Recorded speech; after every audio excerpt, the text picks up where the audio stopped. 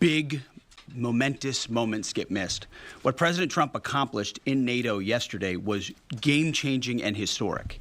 A shift in burden sharing to European responsibility in NATO that most would have said was impossible at the beginning of his term. But he said NATO needs to pay up. They started in the first term, and here in his second term, we've accelerated that. 32 NATO countries committed to spending 5% of their GDP on defense, on actually investing in the NATO alliance. So I hope with all the ink spilled, all of your outlets find the time to properly recognize this historic change in continental security that other presidents tried to do, other presidents talked about. President Trump accomplished it. It's a huge deal. You see, we're here this morning because in hunting for scandals all the time, in trying to find wedges and spin stories, this press corps and the press corps miss historic moments. You miss historic moments like 5% at NATO, which when you hear, I was in the closed-door briefing. I wish there could have been cameras in there. When you heard the prime ministers and presidents of other countries, to a man and to a woman, looking at President Trump and saying, this never could have happened, never would have happened. It seemed impossible 5 years ago, 2 years ago, 8 years ago. But here we are because of your leadership. If you asked them the question, I bet they'd say the same thing. But searching for scandals, you miss historic moments, like recruiting at the Pentagon. Historic levels in the Army, the Air Force, and the Navy. Yeah, maybe there'll be a little mention here or there, but because it was under President Trump's leadership, because Americans are responding to him as commander-in-chief, the press corps doesn't want to write about it. Or bring us to the topic of the moment, the highly successful strikes in Iran. Let me read the bottom line here. President Trump directed the most complex and secretive military operation in history, and it was a resounding success, resulting in a ceasefire agreement and the end of the 12-day war.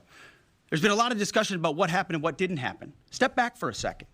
Because of decisive military action, President Trump created the conditions to end the war, decimating, choose your word, obliterating, destroying Iran's nuclear capabilities.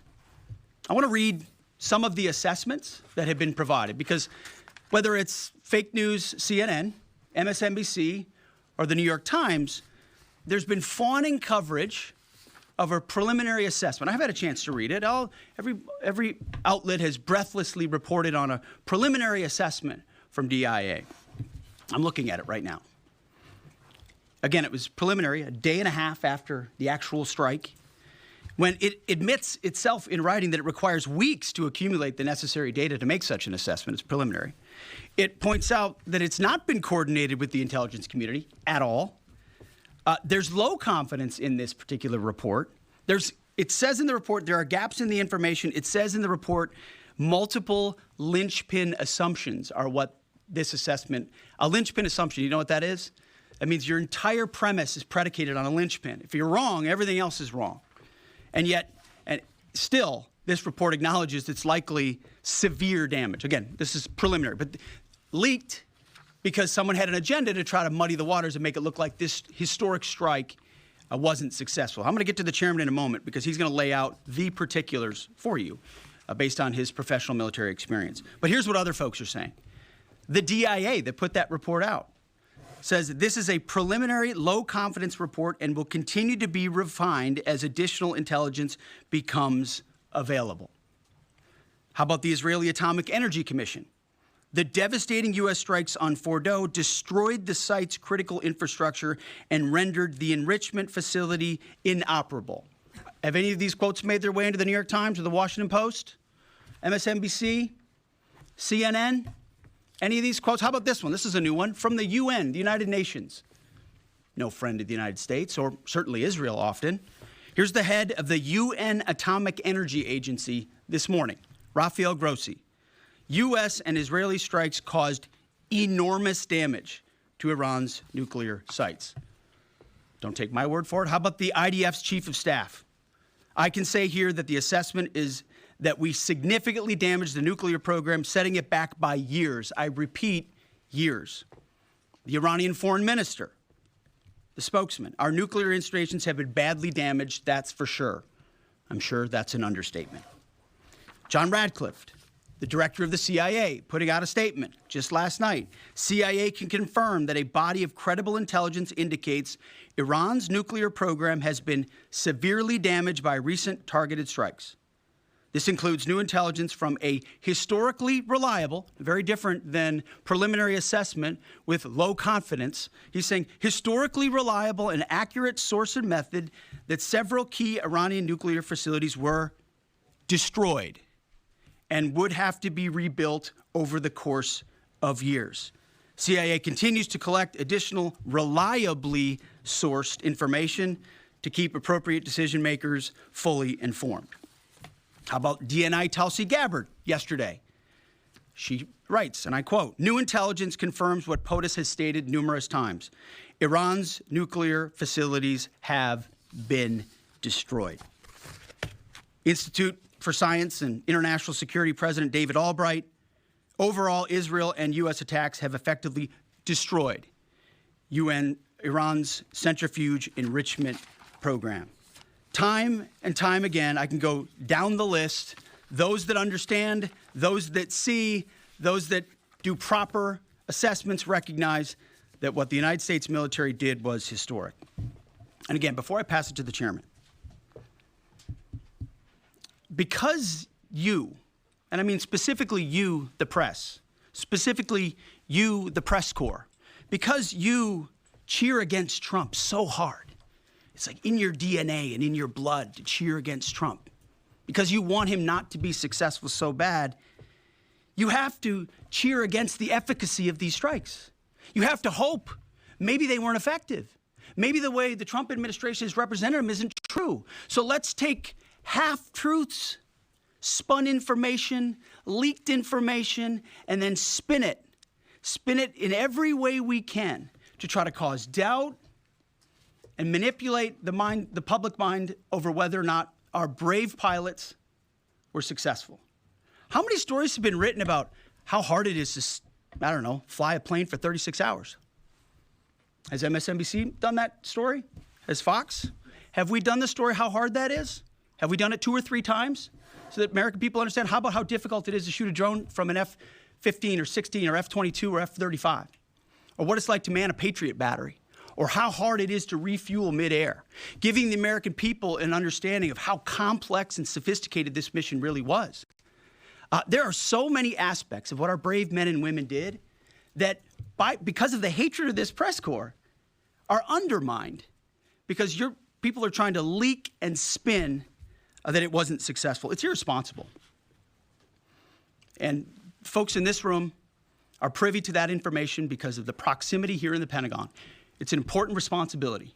And time again, classified information is leaked or peddled for political purposes to try to make the president look bad. And what's really happening is you're undermining the success of incredible B-2 pilots and incredible F-35 pilots and incredible refuelers and incredible air defenders who accomplished their mission, set back a nuclear program in ways that other presidents would have dreamed. How about we celebrate that? How about we talk about how special America is, that only we have these capabilities? I think it's too much to ask, unfortunately, for the fake news. So we're used to that. But we also have an opportunity to stand at the podium and read the truth of what's really happening. And the reality is, you want to call it destroyed, you want to call it defeated, you want to call it obliterated, choose your word. This was an historically successful attack, and we should celebrate it as Americans. And it gives us a chance to have peace, chance to have a deal, and an opportunity to prevent a nuclear Iran, which is something President Trump talked about for 20 years, and no other presidents had the courage to actually do. So with that, I want to hand it over to the chairman of the Joint Chiefs. They've done technical analysis on this, not just on the strike, but also on our Patriot defenders, on Al Udeid. And Mr. Chairman, I'll hand it over to you. Good morning. Thank you, Mr. Secretary, and good morning, and all of you. Thank you for being here. As a follow-up to my comments on Sunday's press conference, I wanted to give you a few updates this morning on something I'm honored to do as a chairman, and that's a chance to get to talk about some of our service members and the incredible things that they do on behalf of our nation. And I apologize ahead of time for the length and the detail. Today, I'm going to brief you on a couple things. First, I'm going to talk about our air defenders at Al Udeid in Qatar and their actions on Monday.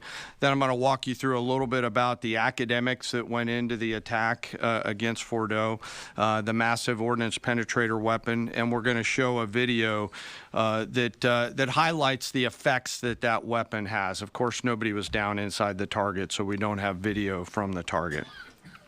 First, on Monday, as the President has stated, on Monday morning we began to receive indications and warnings that Iran intended to attack U.S. bases in the region. That morning, building on the work that CENTCOM Commander Eric Kurilla had done, and on the orders of the President, at Al Udeid Air Base in Qatar and around the region, we assumed a minimum force posture. Most folks had moved off the base to extend the security perimeter out away from what we assessed might be a target zone, except for a very few Army soldiers at Al Udeid.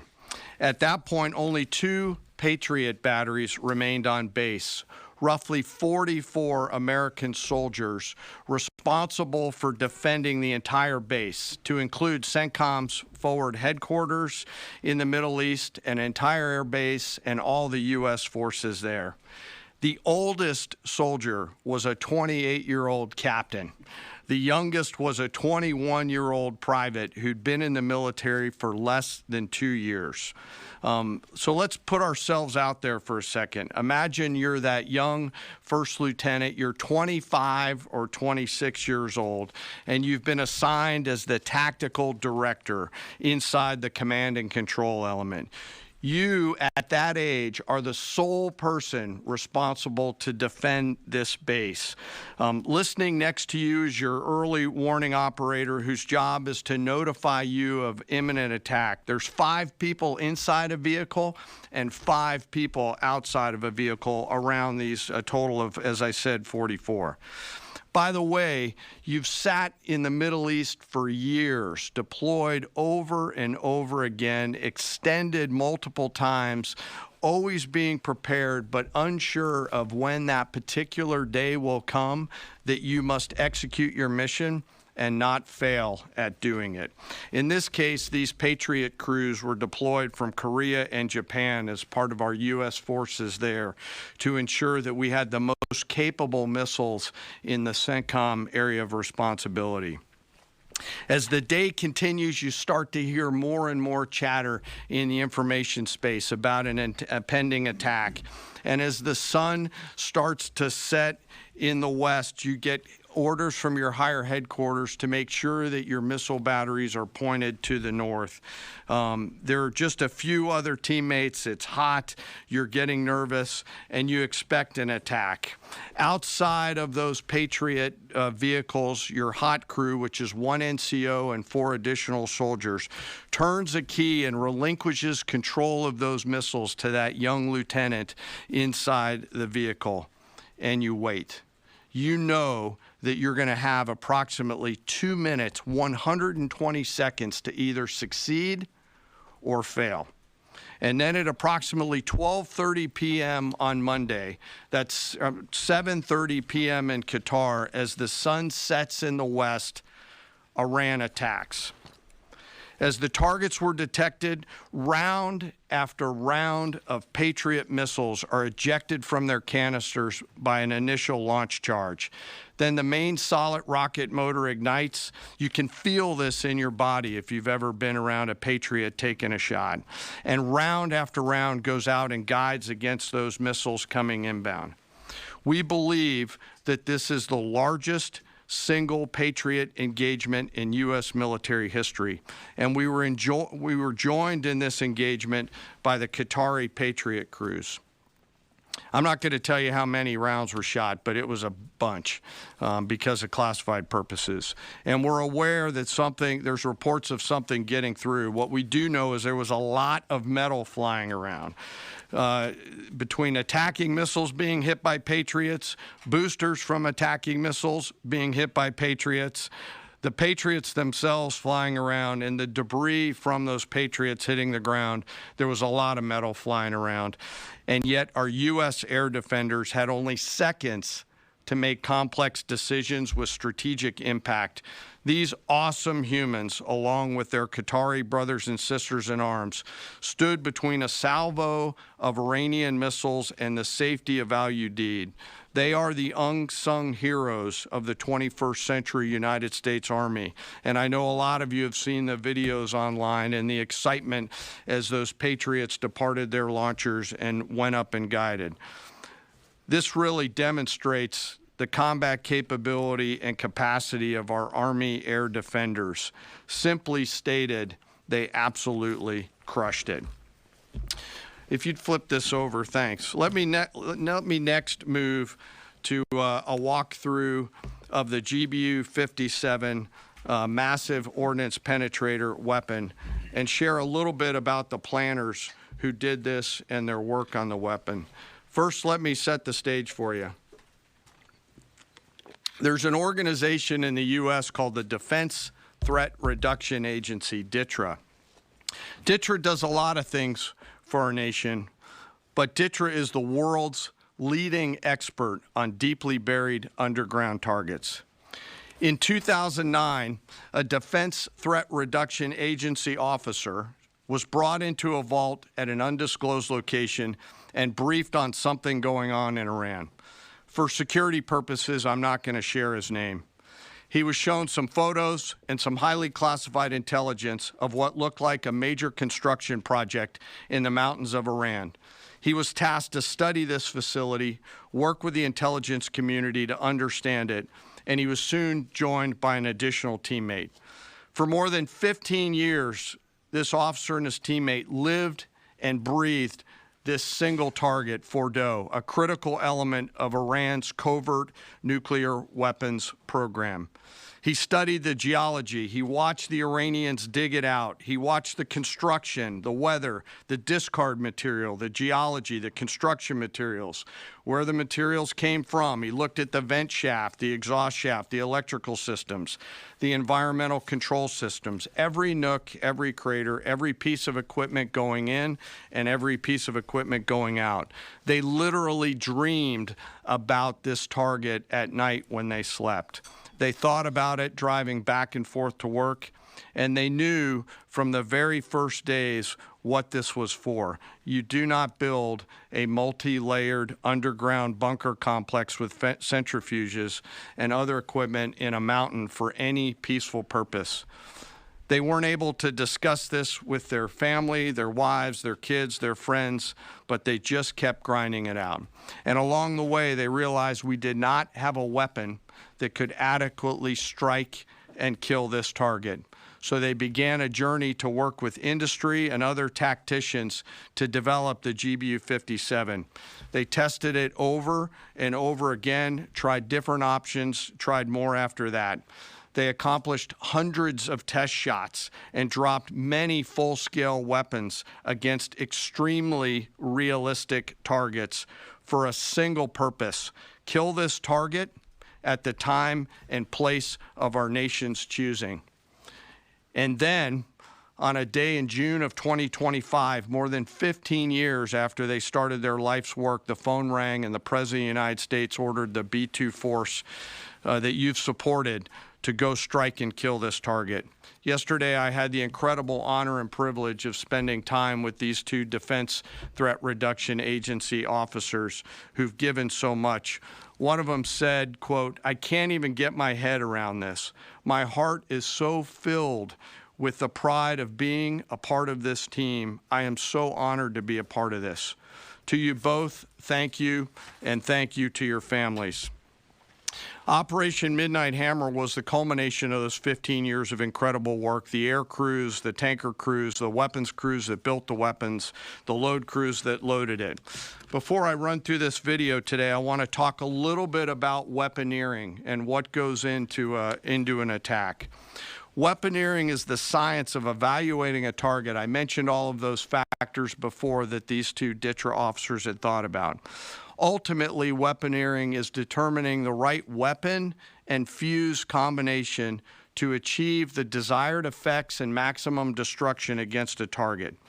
In the case of Fordo, the DTRA team understood with a high degree of confidence the elements of the target required to kill its functions, and the weapons were designed, planned, and delivered to ensure that they achieve the effects in the mission space. By the way, in the beginning of its development, we had so many PhDs working on the MOP program, doing modeling and simulation, that we were quietly and in a secret way the biggest users of supercomputer hours within the United States of America. So let me talk about the graphic a little bit. And the GBU-57, which all of you I know is a 30,000-pound weapon dropped only by the B-2. It's comprised of steel, explosive, and a fuse, programmed bespokely, each weapon to achieve a particular effect inside the target. Each weapon had a unique desired impact angle, arrival, final heading, and a fuse setting. The fuse is effectively what tells the bomb when to function. A longer delay in a fuse, the deeper the weapon will penetrate and drive into the target. So on Fordo, in June of 2008, you can see these three holes. Depicted here is the main exhaust shaft with 2 additional ventilation shafts on either side. The United States decided to strike these 2 ventilation shafts, as seen here on the main graphic, as the primary point of entry into the mission space. In the days preceding the attack against Fordo, the Iranians attempted to cover the shafts with concrete to try to prevent an attack. I won't share the specific dimensions of the concrete cap, but you should know that we know what the dimensions of those concrete caps were. The planners had to account for this. They accounted for everything. The cap was forcibly removed by the first weapon, and the main shaft was uncovered. Weapons 2, 3, 4, 5 were tasked to enter the main shaft, move down into the complex at greater than 1,000 feet per second, and explode in the mission space. Weapon number 6 was designed on each side, so there were 6 on each side. Weapons number 6 was designed as a flex weapon to allow us to cover if one of the preceding jets or one of the preceding weapons did not work. The video I'm about to show you is a culmination of over 15 years of development and testing. As I said, hundreds of test shots on various models. This is one weapon. So if you take a view of this as 5 additionals, you'll get a sense of what this looks like. Hopefully you can see it and there's not too much reflection. Tom runs our videos out there. We'll run it at full speed so you can see it and then go back through it. Go ahead, Tom.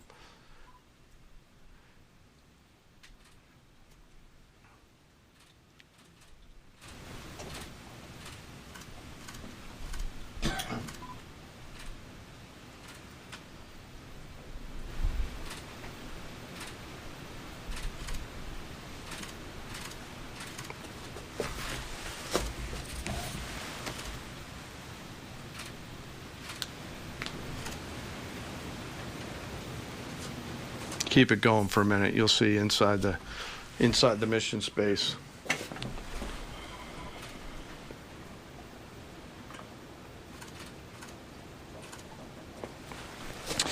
Unlike a normal surface bomb, you won't see an impact crater. because they're designed to deeply bury and then function. I know there's been a lot of questions about that. All 6 weapons at each vent at Fordo went exactly where they were intended to go. A bomb has 3 effects that causes damage: blast, fragmentation, and overpressure. In this case, the primary kill mechanism in the mission space was a mix of overpressure and blast, ripping through the open tunnels and destroying critical hardware. The majority of the damage we assessed based on our extensive modeling was a blast layer combined with the impulse extending from the shock. Imagine what this looks like 6 times over. A point that I want to make here: the Joint Force does not do BDA. By design, we don't grade our own homework. The intelligence community does. But here's what we know following the attacks and the strikes on Fordo. First, that the weapons were built, tested, and loaded properly. 2, the weapons were released on speed and on parameters. 3, the weapons all guided to their intended targets and to their intended aim points. 4, the weapons functioned as designed, meaning they exploded. And we know this through other means, intelligence means that we have, that were visibly, we were visibly able to see them. And we know that the trailing jets saw the first weapons function, and the pilots stated, quote, "This was the brightest explosion that I've ever seen. It literally looked like daylight." Let me now turn to the bomber crews themselves, give you a few details about them. The crews that attacked Fordo were from the active duty Air Force and the Missouri Air National Guard. The crews ranked from captain to colonel, and most were graduates of the Air Force Weapons School headquartered at Nellis Air Force Base in Nevada. I will state for the record that there is no beach volleyball or football at the Air Force Weapons School. They were male and female aviators on this mission, and a crew member told me when I talked to them on video the other day that this felt like the Super Bowl, the thousands of scientists, airmen, and maintainers all coming together. One last story about people. When the crews went to work on Friday, they kissed their loved ones goodbye, not knowing when or if they'd be home. Late on Saturday night, their families became aware of what was happening. And on Sunday, when those jets returned from Whiteman, their families were there. Flags flying and tears flowing. I have chills literally talking about this. The jets rejoined into a formation of 4 airplanes followed by a formation of 3 and came up overhead Whiteman proudly in the traffic pattern, pitching out to land right over the base and landing to the incredible cheers of their families who sacrifice and serve right alongside their family members. Like I said, there were a lot of flags and a lot of tears. One commander told me this is a moment in the lives of our families that they will never forget. That, my friends, is what America's Joint Force does. We think, we develop, we train, we rehearse, we test, we evaluate every single day. And when the call comes to deliver, we do so. I could not be more proud standing up here today of our Joint Force. I'm filled with gratitude that I get to tell their story. And as we stand here right now, our forces remain on a high state of readiness in the region, prepared to defend themselves. And one last thing, our adversaries around the world should know that there are other DTRA team members out there studying targets for the same amount of time, and will continue to do so. Thank you very much. I apologize for the length. I look forward to your questions. Thank you, Mr. Chairman. I would just thank you, by the way, for that extensive work, the lay down. I mean, even, do you have that laser pointer? Okay. Yes, sir. Thank you, squaring me away as always. I mean, even in just the public reporting, if you see the post-strike shaft of the 3 holes, the vast majority, and fairly so, the vast majority of speculation has been those are the 3 strike points. When in actuality, what you realize is these are the vents, these are the caps. The first munition took the cap off, and the other 5 went down the center hole, which, if you're planning the target, you would want it to be the direct one going to the bottom. These are the types of things that go into the planning for a strike that the Pentagon would not expect the press corps, or the American people, to initially understand. So laying this information out is helpful. But it's also why we ask for a beat, for a moment, for a day or two, the opportunity to tell that story. Because as the chairman said, these men and women that did this mission, they just want to do their job. They're not expecting their story to be told. They're not expecting the glory. They are grateful for the flags and the hugs of family. That's why they do the job. But they also know they were a part of something historic. We know how historic it was. The chairman does. I know. Our staffs know. And so that's why we are, and the president of the United States knows. And that's why it's almost personal when we see the way in which leaks are used to try to disparage the outcome or muddy the waters about the impact of what happened without being responsible with information and allowing the professionals to assess and provide that information just like the chairman did. So thank you, Mr. Chairman, for that information. Yes, and we welcome a few additional questions. Yes, sir. General, on Sunday you said final battle damage will take some time. And you also said, I think BDA is still pending, and it would be way too early for me to comment on what may or may not still be there at the nuclear facility. So that was just over 3 days ago. So what has changed? Would you use the term obliterated as well? Sure. Like I said, we don't do BDA. I'll refer that to the intelligence community. And when you're talking with them, I mean, what changed in the past 3 days that make you so, you know? Sir, I think I think I explained what changed.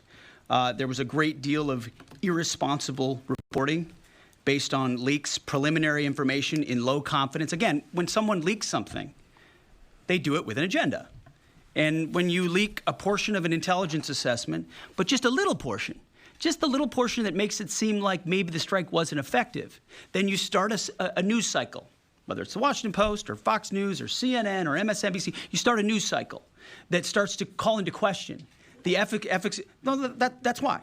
So you bring the chairman here, who's not involved in politics. He doesn't do politics. That's my lane to understand and translate and talk about those types of things. So I can use the word obliterated. He could use defeat, destroyed, assess, all of those things. But ultimately, we're here to clarify what these weapons are capable of, which anyone with, two eyes, some ears, and a brain can recognize that kind of firepower with that specificity at that location and others is going to have a devastating effect. So we all recognize there will be days and weeks ahead. That's why yesterday I said, if you want to know what's going on at Fordo, you better go there and get a big shovel.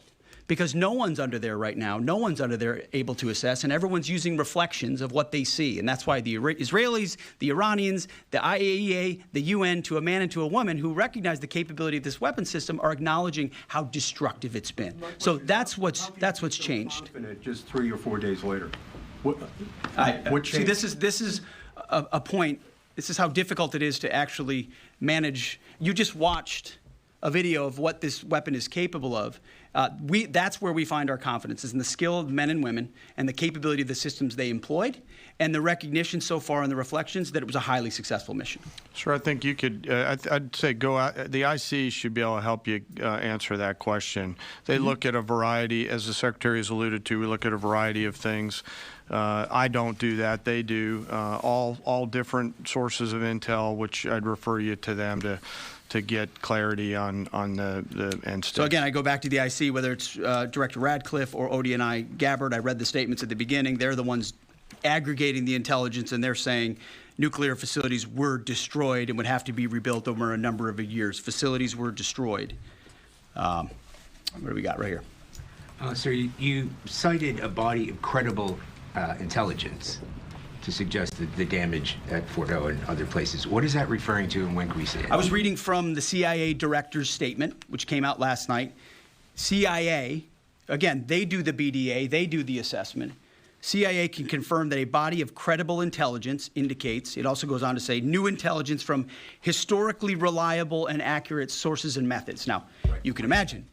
You can imagine the CIA director is going to be very careful about how he articulates things of that sensitivity. Classified, secret, top secret, compartmentalized. He's going to know things that you're not going to know, that the press isn't going to know, and he's reflecting that the sources he's seeing are highly credible. They've given credible intelligence. They or those processes have given credible intelligence in the past, and that's what he's basing it on. Don't you think we need to see that? Do you have a top secret clearance, sir? Eventually, Okay. the American public wants Yes, to see sir. it. Yes. Yeah, you. I wanted to ask briefly just. No, not you. Checkered shirt. Oh. There. So Mike Glenn with the Washington Times. Yes, sir. Thanks, sir. Anybody who's ever read a Battalion S2 report after a fight knows that it's usually, the initial report is usually wrong, sometimes grossly so. Has what happened in this incident caused y'all to sort of rethink the intelligence process or the dissemination, or do you think it's just a matter, I mean, if the process itself doesn't require any more adjustment? Well, I can tell you what the chairman told me in the Situation Room and reminded us all, which is alongside what you just said, sir, is that the first reports are almost always wrong. They're almost always incomplete, right? Anything, whether it's a squad level operation or a strategic level operation, the initial reflections you get are coming at you at a high rate of speed from a lot of different sources. So your job is to step back and assess them. And that's why we're urging caution about premising entire stories on biased leaks to biased publications trying to make something look bad. How about we take a beat, recognize first the success of our warriors, hold them up, tell their stories, celebrate that, wave an American flag, be proud of what we accomplished.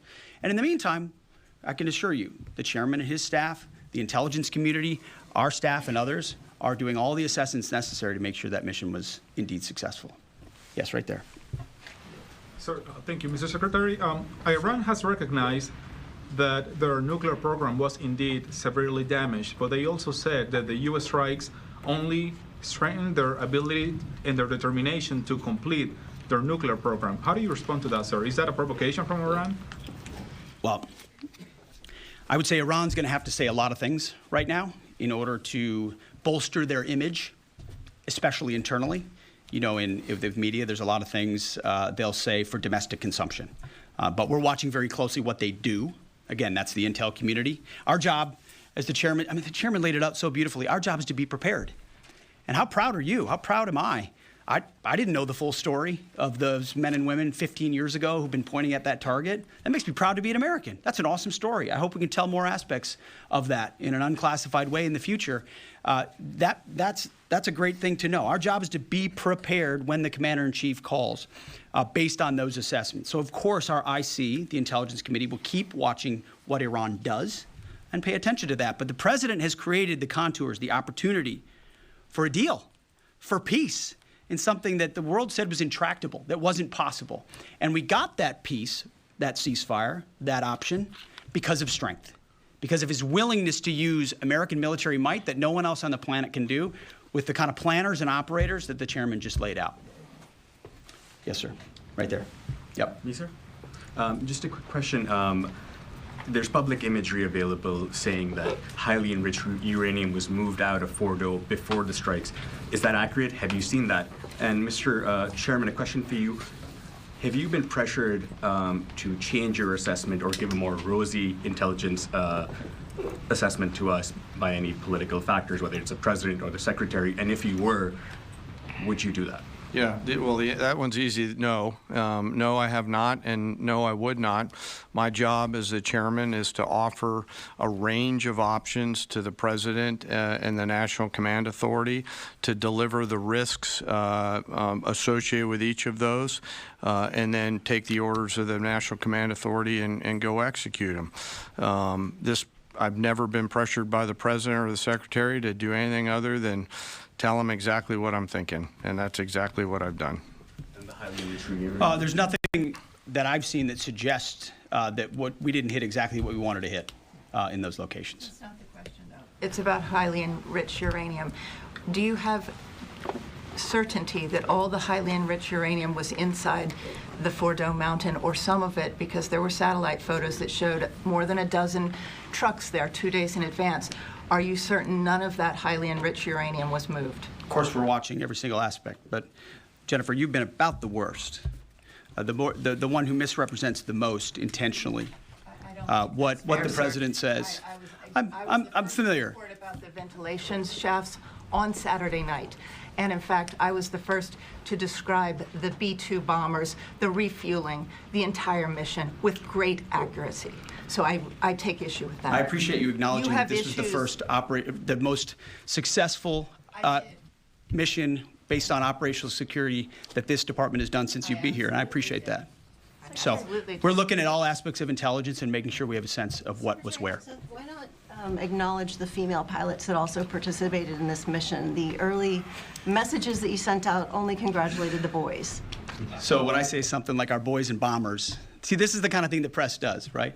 Of course, the chairman mentioned a female bomber pilot. That's fantastic. She's fantastic. She's a hero. I want more female bomber pilots. I hope the men and women of our country sign up to do such brave and audacious things. But when you spin it as, because I say our boys and bombers as a common phrase, I'll keep saying things like that, whether they're men or women. Very proud of that female pilot, just like I'm very proud of those male pilots. And I don't care if it's a male or a female in that cockpit, and the American people don't care. But it's the obsession with race and gender in this department that's changed priorities. We don't do that anymore. We don't play your little games. Yes, So you right know there. for certain that the uranium was removed from the facility before the B-2 struck. So I'm not aware of any intelligence that I've reviewed that says things were not where they were supposed to be, moved or otherwise. Yes. Kelly Meyer with News Nation, and just off the top, want to say we're grateful for the service of these pilots and everybody that serves.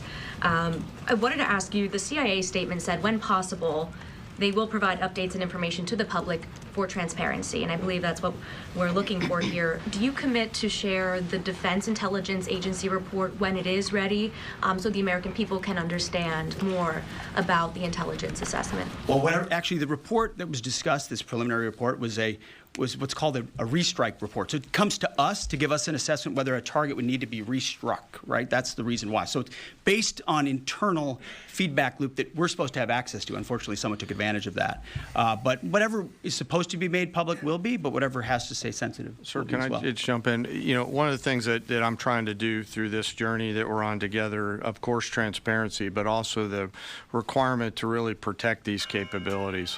I guess the time's up. So there's a balance in there, right?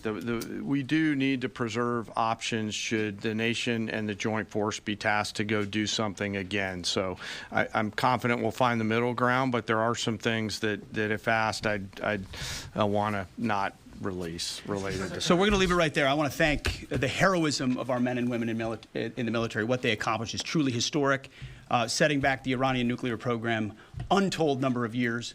It was a devastating attack. We appreciate you covering it. Thank you very much, Yes, sir. Chairman. Thank you. Talk a little bit more about the role, sir.